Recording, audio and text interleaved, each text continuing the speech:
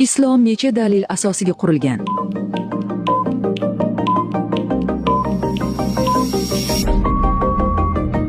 To'g'ri javob 5 ta. Iymonning mukammal bo'lmog'ining nechta sharti bor?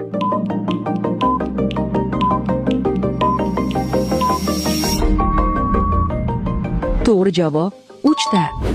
Hijr nima degani?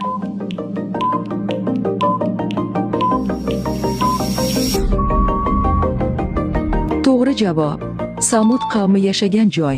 Payg'ambarimiz ilk juma namozini qayerda qilganlar?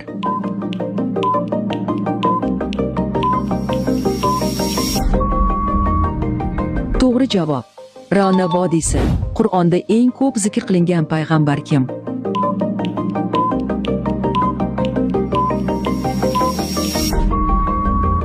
Bu savolga javobni kommentariyaga yozib qo'ying.